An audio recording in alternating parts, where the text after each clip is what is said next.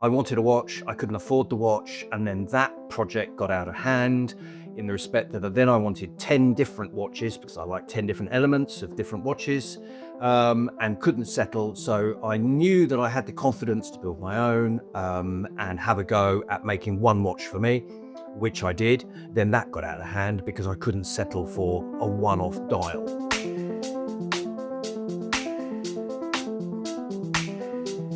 Our passion hobby is watches, but it's not our main core role. But what we found when we look at watches, we do see there's lots of patterns where, one will come out, others would follow. And you'd see one watch dial come out, and all of a sudden that's a theme, and everyone else. So you can take watches, you can need to watch even the story of how watches just take for each other. But with your approach, it's like you're, in a nice way, the hermit, and that you've created incredible designs. But that inspiration is coming from Giles, coming from you, coming from the soul. It's not coming from watch industry, because what you're doing is so unique and so far away that the world is almost like it's separate. I think that's true only because I hate ubiquitous design, stuff that you see copycatted around. I don't actually look at the watch industry. And so I hear of others catching up on watch news and taking that very seriously about what's happening in the industry. I don't at all. I couldn't be less interested. Partly because I appreciate the value of naivety within watch design. It gives me the ability to design something that's fresh and new looking, and I haven't been influenced by what others are doing. It's true, there are trends within the watch industry, especially within the classical element of design of watches, which people think is just a truth that has happened a long time ago and has stayed the same forever. But there are still always trends, and it shows how watches are fashionable, even though we like to think they're classical, right? And they're going to last forever. They are fashionable, but making sure that you don't go too far into fashion and make the product ephemeral is really important within watches, because they have a very long lifespan. And that's really important in the way I design. And that's really done through review, right? So I constantly am reviewing what I'm doing, and is it charming enough that I get really excited about the design without being tiring. And if it's tiring, then I know I'm veering more towards fashion than I am towards classical design.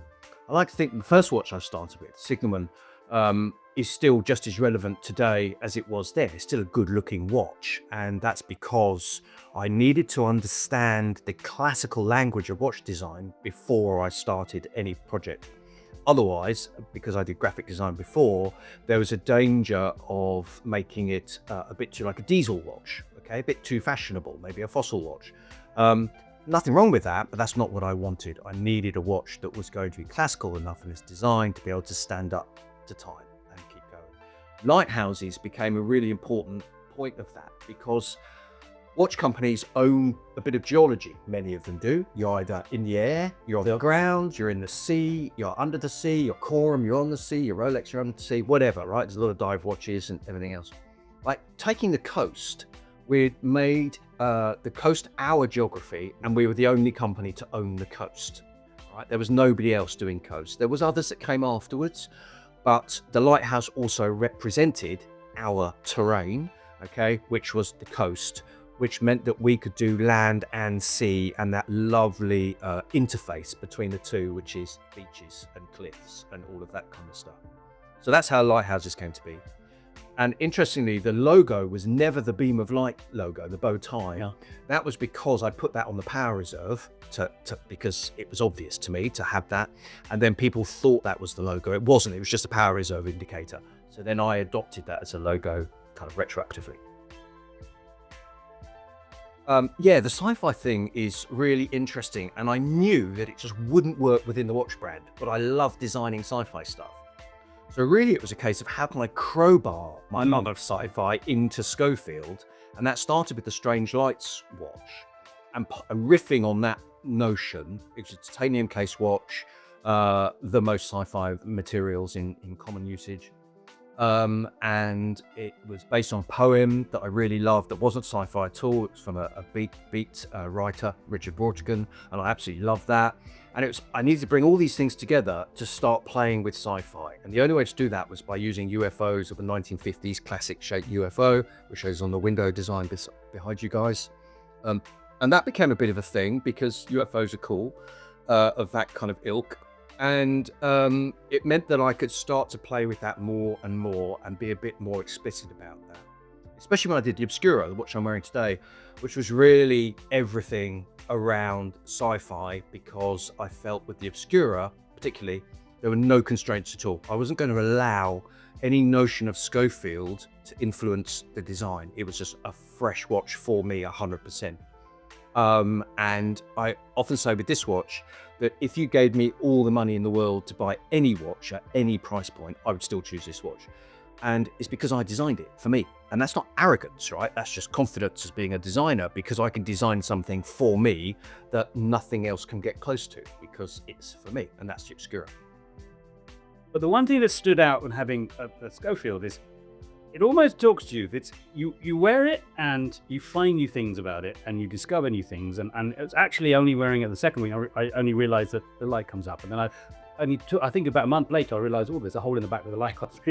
And you just keep discovering it. So therefore, I'm almost creating, it's almost like I'm having a relationship, and it's talking to me and talking back to it. And as it's growing, whereas a lot of other watches are beautiful, you put them on, they're beautiful, but they're static. Yeah, that's something that is very deliberate, actually, in the way I design. And it's got a really pretentious word that I use for that. Okay, it's called design perdurance. An old-fashioned word, nobody uses it, but it means it keeps on giving, right? And you can design stuff that way, but you have to think of it in that way to be able to design it that way. And so by choosing surfaces and colors and textures and intricate yet subtle details that you discover later, because I can't disclose everything about the design in the narration of you getting involved with the watch, right? There's not enough space for that amount of copy. So I have to put it out there as like a mosaic, right? You read the newsletter, you learn a little bit more. It might be years later that you discover something more, and because I've remembered to talk about that thing. But I design that way because I like to say that every single element of design, every single part is remarkable in the literal sense of the word. Can you remark on the crown? Can you remark on the crystal, on the case back, on the profile of the side of the case, on the straps, on the buckle, the packaging, every single part. Right down to how cool the sticker is that goes in the box. It's not a sticker, it's a really cool sticker because it's done in a way that's slightly different, right? Uses slightly different materials. And that's me all over. I need that for myself, right? Everything is for me first and foremost.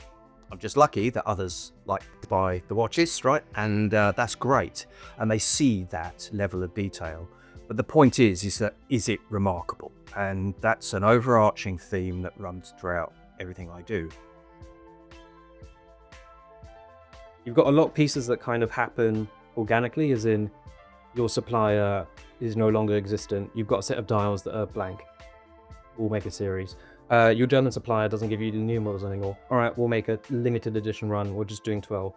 How does it work out when you're designing a watch? Is there a very organic process to it? Do you adapt to what's coming? Do you adapt to the suppliers? Do you adapt to what material you find on that day? Or is it very much prepared in advance where you already have a picture, but it just takes time to get there? How's it working? A bit of both. I always start with desirability, right? So you've got a Venn triangle of desirability, viability, and possibility, right? So viability is whether it makes business sense. Possibility is what you can actually achieve, and desirability is what you want. And so in design, I believe we should always start with desirability first, and then you can tone it down depending on what constraints or limitations there are brought upon you from the outside. So I always start with desirability, meaning that the watch begins generally with the dial, and I will then design everything around the dial. Hands and dial is a marriage you can't escape, right? They have to be designed together. Often they're not actually, but they are one and the same. It's dial and hands. And then I will consider the case and the case treatments to suit that project and the thematics that I'm working on.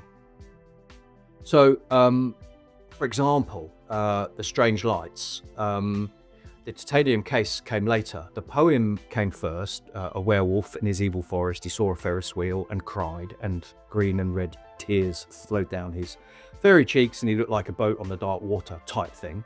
hence red and green. I thought that was really cool. Port and starboard, that related back to the coast. Having port and starboard lights, that just worked for me.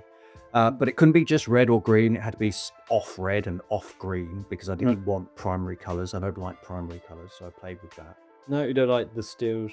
You don't like. No, so yeah, Memphis and all of that, which would be great for primary. And so I tend to not go for primary colors. I've used the same palette my whole life. I just like it, right? And so that's what I use. And I've capitulated on orange. I used to hate orange, and now I quite like orange. And a good friend taught me to like orange, weirdly.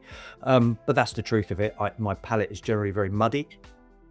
And that suits the austerity of the brand, and I can never choose between them. So because I build them all for myself, I literally don't know which one to pick up during the day. I think the case back on that watch is probably one of my favorite ones that you do. Okay, so that's really interesting. That point, right? So when you start with desirability in design, you then have possibility. What is it possible to do? So then you go to the suppliers and say, can you make this? Because I don't know the intricacies of the newest technology in making dials, for example, right? I'm not in that industry, so I can't know it as intimately as all the makers, because one might be able to do one bit of technology, whereas another cannot. So you have to then send the design off, desirable design, send that off and see if anybody comes back and says, yeah, we can absolutely do that. Another overarching tool I use in design is the statement, yeah, but is it good? Question mark. Because it's all very well if you have the tools and the equipment and you do something, you have to be able to step back from it and say, yeah, but is it good?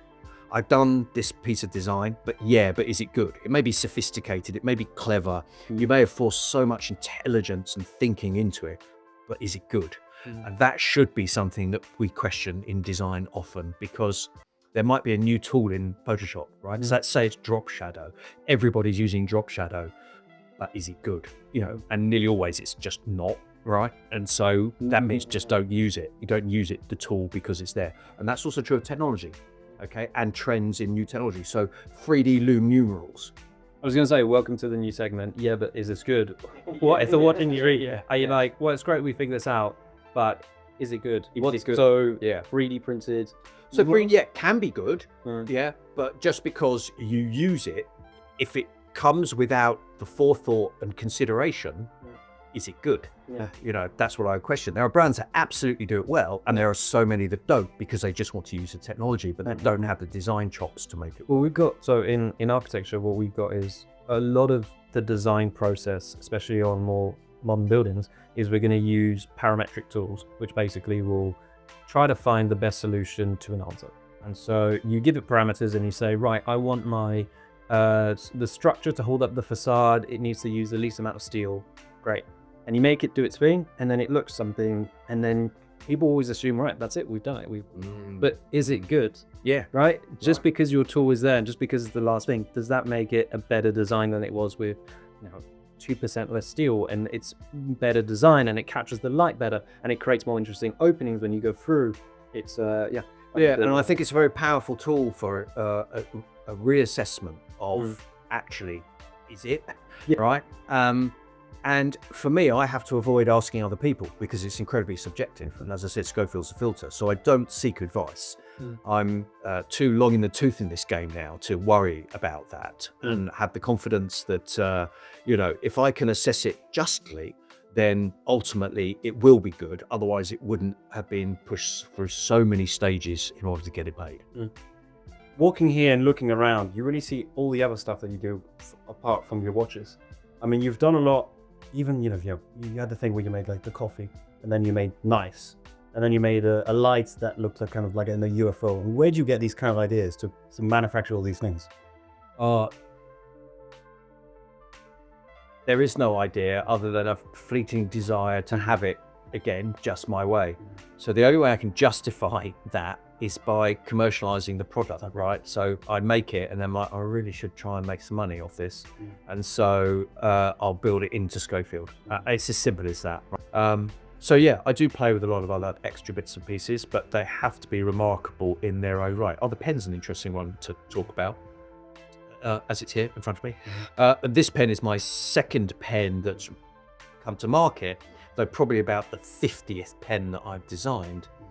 And this one was inspired by 2001 Space Odyssey. I went to see the exhibition, Kubrick's exhibition, and I saw the Parker pen that was made for the film, and I hated it. I thought that's rubbish.